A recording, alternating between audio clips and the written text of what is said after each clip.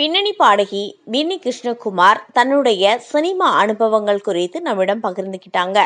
இவங்க யாருன்னு தெரியுமா? குக் வித் கோமாளி புகழ் ஷிவாங்கியோட அம்மா.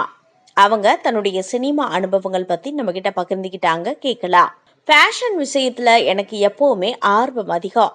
வெளியிடங்களுக்கு போறப்ப கூட பளிச்சுன்னு மேக்கப் போட்டுட்டு கலர்ஃபுல்லா ட்ரெஸ் பண்ணிட்டு போவேன். தவிர நகை, நகைச்சுவை, சுவை இவை மூணுமே எனக்கு ரொம்பவே பிடிக்கும். கேரளாவை பூர்வீகமாக கொண்ட கிருஷ்ணகுமாருக்கும் பின்னிக்கும் இசை குடும்பத்தை சேர்ந்தவங்க.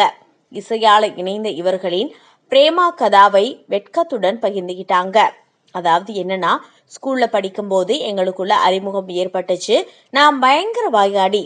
இவர் பேசவே மாட்டாரு. இவரை சரியா புரிஞ்சுக்காம ரொம்ப கர்வமா இருப்பேன். சின்ன சின்ன உரசல்களுக்கு அப்புறம்தான் இவரோட குணத்தை நான் புரிஞ்சுக்கிட்டேன். நண்பர்களாக பழகினோம். இசை மேல எங்களுக்கு இருந்த காதலால எங்க மனமும் இணைஞ்சிருச்சு. 2 வீட்டாரோட சம்மதத்தோட கல்யாணம் நடந்து முடிஞ்சிச்சு. கர்நாடக இசையில முன்னோடி பாடகரான பால முரளி கிருஷ்ணாவின் நினைவில் கரைந்த கிருஷ்ணகுமார், குருஜிக்கும் எங்களுக்கும் 3 தலைமுறை பந்தம். அவர்கிட்ட நாங்க 2 பேருமே இசையை கத்துக்கிட்டோம். உரையாடி மகிழ்ந்தோன்னு அவருடைய அனுபவத்தையும் நம்ம கிட்ட பகிர்ந்துக்கிட்டாங்க. அதுக்கப்புறமா சோசியல் மீடியால பெருசா வளராத காலகட்டமா இருந்தப்போ ராரா பாடல் வெளியாகி சில மாசத்துக்கு அப்புறமா தான் பலரும் என்னை நோட்டீஸ் பண்ணாங்க. அந்த பாட்டு பெரிய ஹிட் ஆனதும் நிறைய பாட வாய்ப்புகள் எனக்கு கிடைச்சிச்சு. அதுக்கப்புறமா சந்திரமுகி வெளியாகி 7 மாசத்துக்கு அப்புறம்தான் புது பாடல் வாய்ப்பே எனக்கு கிடைச்சிச்சு. கர்நாடக இசை பாடல்கள் பாடுற வாய்ப்பு கிடைச்சிச்சு.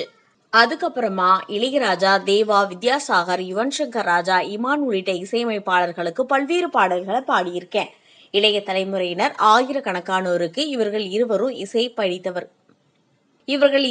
இசை பயிற்றுவித்திருக்கின்றனர். ஸ்வேதா மோகன், கோபிகா, பூர்ணிமா, ஜிமிக்கி கமல், புகழ், ரஞ்சித் உன்னி உள்ளிட்ட பிரபல பாடகர்கள் பலரும் இவர்களுடைய மாணவர்கள் தான். பிரபல இசையமைப்பாளர்கள் சிலருக்கு கிருஷ்ணகுமார் ஆலோசகராகவும் இருக்காரு. சில மலையாள படங்கள்ல பாடியிருந்தாலும் கர்நாடக இசைதான் எனக்கு அதிக மனநிறைவை கொடுத்துச்சு. நினைச்ச விஷயத்த சுதந்திரமா செய்யறதுக்காக ஊக்கம் கொடுக்கிற கணவர் கிடைக்கிறது பெண்களுக்கு ரொம்பவே இஷ்டம். அந்த விதத்துல என் கணவர் ஒருபடி மேல போய் அவரை விட எனக்கு அதிக புகழ் கிடைக்கணும்னு ஆசைப்படுவாரு. கர்நாடக இசையில என்னை விட இவர் எக்ஸ்பர்ட்.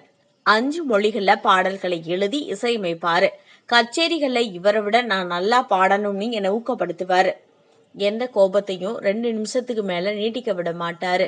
ஷிவாங்கி பேசுறத கீச்சு கீச்சுன்னு குழந்தைத்தனமா இருந்தாலும் அது போன்ற குரல் வளம் பாடுறதுக்கு உதவியா இருக்கும்.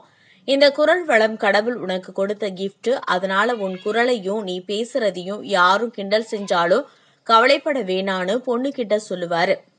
பொண்ணு பாடகியா வளரணும்னு ஆசைப்பட்டோம். ஆனா பெரிய நடிகர்களோட சேர்ந்து நடிக்கிற வாய்ப்பு அவளுக்கு கிடைக்குது. ஷிவாங்கியோட அம்மா அப்பான்னு பலரும் எங்களை கூப்பிடுறப்ப எங்களுக்கு ரொம்பவே பெருமையா இருக்கு அப்படின்னு சொல்றாங்க. எனக்கு இன்னொரு பையன் இருக்கான், விநாயக் சுந்தர், பிடெக் படிச்சுட்டு இருக்கான் அப்படின்னு சொல்லி பின்னியும் கிருஷ்ணகுமாரும் அவங்களுடைய இசை பயணம் குறித்து நம்ம கிட்ட பகிர்ந்துக்கிட்டாங்க. இது குறித்த உங்களுடைய கருத்தை பதிவு பண்ணுங்க.